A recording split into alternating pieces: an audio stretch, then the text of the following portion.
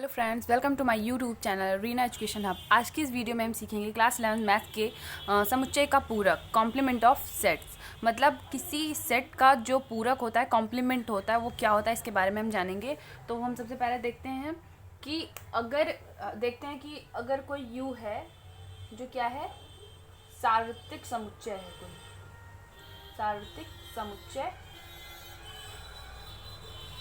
और कोई a है जो इसका सबसेट है, ठीक है, उप समुच्चय, ठीक है, सबसेट। तो अगर ये इसका सबसेट है तो ए का कोई पूरक समुच्चय होता है, ए का कोई पूरक समुच्चय होगा जिसको हम जो प्रतीक होता है पूरक समुच्चय का वो ए डैश होगा, पूरक समुच्चय होगा, ठीक है। तो किसी सेट का कोई पूरक समुच्चय जो होता है उसे ए डैश से, या फिर अगर बी कोई सेट है उसका अगर पूरक समुच्चय तो बी डैश होगा, मतलब डैश में दिखाते हैं, ए डैश हो गया इसका पूरक समुच्चय। अब हम देखते हैं ए डैश होगा क्या, ए डैश में कैसे एलिमेंट्स होंगे। तो अगर कोई सार्वत्रिक समुच्चय u है और उसका कोई सबसेट a है, उप समुच्चय a है, तो a का जो पूरक समुच्चय होगा, अगर u में जितने एलिमेंट्स हैं उसमें से कुछ एलिमेंट्स a के भी हैं, इसीलिए ये उप समुच्चय है। तो जो इन एलिमेंट्स को अगर निकाल दें जो a में है, तो जो बचेंगे वो एलिमेंट्स u के a डैश में होते हैं, ठीक है। अगर जैसे एग्जाम्पल के थ्रू अगर हम देखें, इसकी पहले हम चलो एग्जाम्पल ही देख लेते हैं पहले। अगर एग्जाम्पल में u इक्वल दिया गया है 1 2 3 4 5 6 7 8, ओके, और अगर a में दिया गया है 1 2 3 और 5 दे दिया हमने और 7 दे दिया, ठीक है। तो u तो सार्वत्रिक समुच्चय हो गया, आपको दिख रहा है क्योंकि इसमें सारे एलिमेंट्स हैं, इसके कुछ एलिमेंट्स a में है इसलिए a इसका सबसेट हो गया, ठीक। अब हम देखते हैं कि a का पूरक समुच्चय कॉम्प्लीमेंट सेट क्या है, तो a डैश होगा। अब a डैश में कैसे एलिमेंट्स आएंगे, हमने पहले ही कहा है कि जो a जो कि उप समुच्चय है उसके एलिमेंट्स अगर हम सार्वत्रिक समुच्चय से निकाल दें, फिर जो बचते हैं u के एलिमेंट्स, वही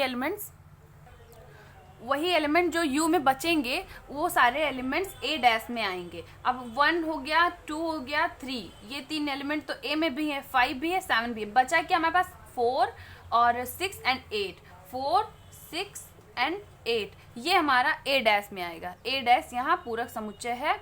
तो हम देखते हैं कि u एक सार्वत्रिक समुच्चय, a उसका सबसेट और a डैश a का कॉम्प्लीमेंट सेट, मतलब पूरक समुच्चय। तो पूरक समुच्चय में ऐसे अवयव आते हैं जो सार्वत्रिक समुच्चय में होते हैं परंतु उसके उप समुच्चय में नहीं होते हैं।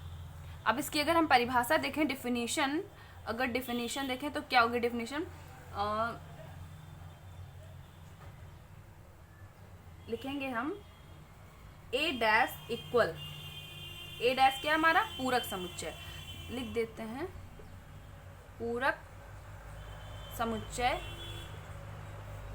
a dash equal x such that x, इसके एलिमेंट्स जो x हैं वो क्या होंगे, बिलोंगिंग टू u, मतलब सार्वत्रिक समुच्चय में तो होंगे उसके अवयव, लेकिन हम देखते हैं कि हमने पहले बताया कि इसमें होते हैं पर और x is not belonging to a, okay. a dash u और a सारी चीजें इसमें दिख रही हैं। a डैश क्या होगा, x such that x belonging to u और x is not belonging to a, ठीक है। ये हमारी डिफिनेशन होती है पूरक समुच्चय की। आप इसका स्क्रीनशॉट लीजिए, फिर हम और एग्जांपल्स देखेंगे। हम एक और एग्जाम्पल देखते हैं। एग्जाम्पल दिया गया कि माना u इक्वल 1 2 3 4 5 6, ये एक सार्वत्रिक समुच्चय हो गया और इसके जो सबसेट हैं उप समुच्चय a है 2 3 एंड b है 3 4 5। अब इन्होंने कहा कि इसमें आप हमें a डैश b डैश से इंटरसेक्शन और a यूनियन b निकालिए, फिर दिखाइए कि a यूनियन b का डैश और एड a डैश और b डैश का इंटरसेक्शन क्या होता है, इक्वल होगा। तो इस चीज़ को हमें दिखाना है। तो पहले हम a डैश देखेंगे। अगर a में 2 and 3 दिया गया है और इसका यूनिवर्सल सेट है 1 2 3 4 5 6, तो a डैश क्या होगा, मतलब a के सभी अवयवों को निकाल के जो u में बचेगा वही हमारा a डैश होगा। तो हम देखते हैं 1 और 2 और 3 को अगर निकाल दिया तो क्या बचता है हमारे पास 1 और 4 5 एंड 6, ये हो गया हमारा ए डैश। अब हम देखते हैं बी डैश क्या निकलता है। तो बी में क्या अवयव है, 3 4 और 5, 3 4 5। तो अगर हम यू से 3 4 5 को निकाल दें, 3 4 5, तो हमारे पास क्या बचेगा, 1 2 एंड 6। यही अवयव बी डैश में होंगे, पूरक समुच्चय में होंगे।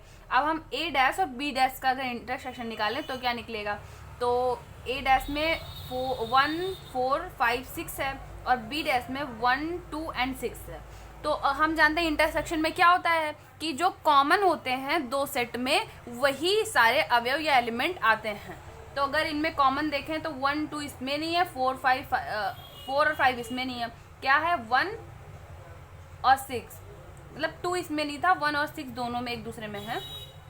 तो 1 और 6 हो गया हमारा ए डैश और बी डैश का इंटरसेक्शन। अब ए यूनियन बी अगर हम देखें तो क्या होगा, ए यूनियन में क्या होता है कि जो भी अवयव होते हैं दो सेट में उन सभी को ले लिया जाता है और जो अवयव अगर एक जैसे होते हैं उनको एक ही बार लिखा। तो 2 3 3 4 5, तो हमारा ए यूनियन बी होगा 2 3 4 एंड 5, ये हमारा ए यूनियन बी हो गया। अब अगर हम ए यूनियन बी का डैश निकाल लें, ए यूनियन, अब हम देखते हैं दिखाइए में दिया गया A union B dash equal A intersection, A dash intersection B dash है। तो हमने A dash intersection B dash तो निकाल रखा है, अब हमें ए यूनियन बी का डैश निकालना है। तो ए यूनियन बी का डैश हम देखते हैं क्या निकलता है, ए यूनियन बी तो हमारे पास है। अब इसके जो अवयव हैं इसका डैश क्या होगा, अगर इसके सार्वत्रिक समुच्चय U से अगर A यूनियन B के सभी अवयवों को निकाल दिया जाए, जो अवयव बचेंगे वही A यूनियन B के डैश में आएंगे। तो हम देखते हैं A यूनियन B के डैश में 2 3 4 5, तो इसमें भी है 2 3 4 5, बच क्या रहा है 1 और दूसरा क्या बच रहा है 6। और हम जानते हैं कि A intersection A dash intersection B dash में भी क्या दिया हुआ है 1 एंड 6। तो हम यहाँ देखते हैं, अतः A union B dash equal होगा A dash intersection B dash, A dash intersection B dash, ये हमारा प्रूव हो गया।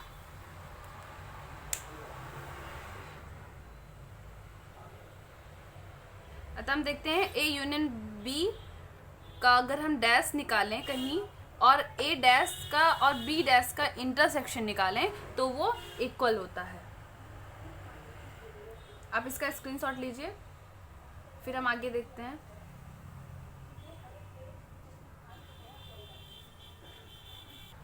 नेक्स्ट इसी में दिया गया है कि ए इंटरसेक्शन बी का डैश और A dash union B dash हमें निकालना है।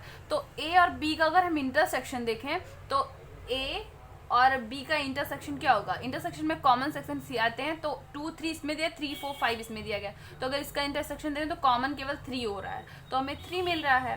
और अगर ए डैश और बी डैश अभी हमने निकाला था इसके पहले, तो ए डैश हमारा क्या आया था, ए डैश दिया हुआ था, पहले इसको निकाल देते हैं, ए इंटरसेक्शन बी का डैश क्या होगा, अगर 3 है तो अगर ए इंटरसेक्शन बी 3 है तो इसके यूनियन से यूनियन सेट से हम इसके एलिमेंट्स निकाल के जो एलिमेंट्स बचते हैं वही ए डैश में आते हैं। तो ए इंटरसेक्शन बी का डैश जो होगा, अगर 3 केवल इसमें से निकाल दिया जाए यूनियन से तो 1 2 4 5 एंड 6 इतना हमारे पास बचता है। फिर अगर हम देखें ए डैश क्या आया था हमारा 2 3 को निकालने के बाद में 1 4 5 एंड 6, और बी डैश कितना आया था हमारा, बी डैश में 3 4 5 को अगर निकाल देंगे तो 1 2 एंड 6 आ गया। अब हम ए डैश और बी डैश का यूनियन अगर निकालें तो इस यूनियन में क्या होता है कि दोनों सेट के कॉमन को एक बार और सारे एलिमेंट्स लिए जाते हैं। तो 1 हो गया, 2 हो गया और 4 हो गया, 5 और 6, ये आ गया हमारा ए डैश और बी डैश, और ये हो गया हमारा ए इंटरसेक्शन बी। तो हम देख रहे हैं 1 2 4 5 6 और 1 2 4 5 6, अतः हम लिख सकते हैं, अतः ए इंटरसेक्शन ऑफ बी का डैश होगा ए डैश यूनियन बी डैश।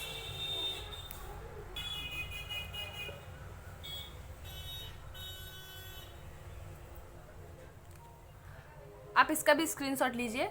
अभी हम देखते हैं कि अभी मैंने इसके पहले बताया कि आपको दिखाना था ए यूनियन बी का डैश इक्वल होता है A dash intersection of B dash, और मैंने दूसरा बताया कि A intersection of B dash equal होता है A dash union B dash. तो ये जो दो हमारे ये रिलेशंस मिलते हैं ए और बी सेट के, इसको हम कहते हैं De Morgan rule.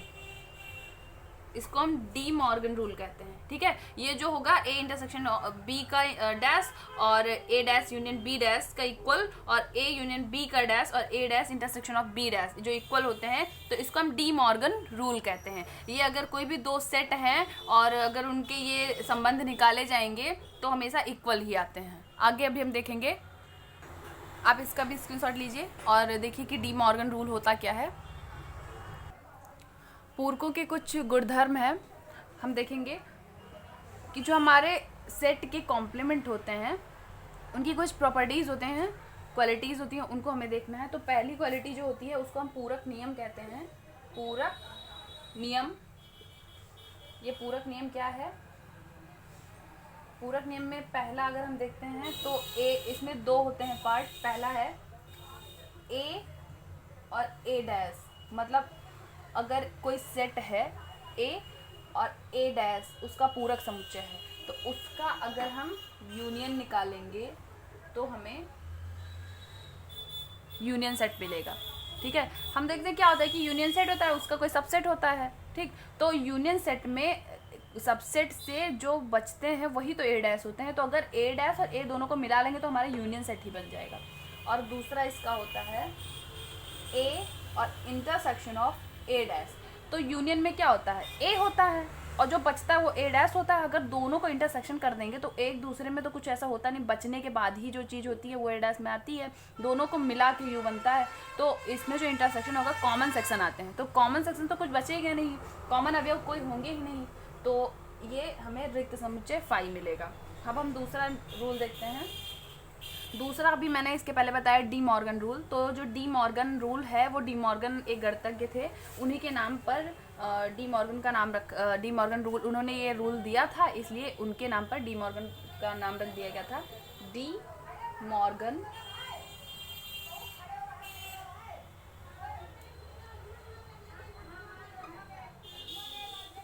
De Morgan का नियम, ये क्या है? पहला पहला इसमें मैंने इसके दो रूल इसमें भी बताए थे। ए और यूनियन ऑफ बी का डैश क्या होता है? A dash intersection of B dash, ये पहला रूल था। और दूसरे रूल में हमने बताया था कि ए इंटरसेक्शन बी का जो डैश होता है वो A dash union of B dash, एक दूसरे से अपोजिट होते हैं बिल्कुल, ठीक। अब हम तीसरा रूल अगर देखें तो तीसरा रूल दिया है द्विपूरक नियम। इसको कहते हैं कि अगर कोई ए है, ठीक, ए डैश कोई सेट है, उसका अगर पूरक समुच्चय निकाला है उसका भी पूरक निकाल दें ए डैश, तो जो मिलता है वो हमें ए मिलता है। मतलब ए डैश का डैश अगर निकाला जाए तो ए मिलता है, वही सेट हमको मिल जाता है। चौथा रूल अगर हम देखें, फाई डैश और यू के नियम। यू के नियम क्या है? अगर फाई डैश निकालें हम तो इक्वल ऑफ यू होगा, और यू डैश अगर निकालें तो फाई होगा। फाई डैश मतलब किसी भी रिक्त समुच्चय का डैश निकालना, तो रिक्त समुच्चय मतलब रिक्त समुच्चय ही निकल आएगा उसमें से जो अवयव नहीं। रिक्त समुच्चय अगर किसी यूनिवर्सल सेट से निकालेंगे तो हमको फिर यूनिवर्सल सेट ही मिलेगा, क्योंकि रिक्त समुच्चय में कोई अवयव होता ही नहीं है। और अगर कोई यूनियन सेट का ही यू डैश अगर निकाल दें तो यू से अगर सारे अवयव यू के निकाल दिए जाएंगे तो उसमें तो कुछ नहीं बचेगा ना, मतलब फाई बचेगा, ठीक है। आई होप आपको समझ में आ रहा होगा। तो हमें फिर यू डैश का यू का अगर यू डैश निकालें तो हमें फाई मिलता है। नेक्स्ट एंड लास्ट हो गया, सारा चीज़ हो गया, ऑलमोस्ट 4 ही होते हैं रूल। ये सारे जो रूल हैं ये हमको एक्सरसाइज में मिलेंगे, अभी बस इसको देखना जरूरी है। अगर आपको ये समझ में आएगा कि समुच्चय का पूरा कॉम्प्लीमेंट ऑफ सेट्स क्या होते हैं तो आपको ये जरूरी समझ में आया होगा। आई होप आपको ये वीडियो अच्छी लगी होगी, आपको समझ में आया होगा। अगर आपको ये वीडियो अच्छी लगी तो प्लीज़ लाइक कीजिए, शेयर कीजिए, कमेंट में बताइए कि आपको ये वीडियो कैसी लगी।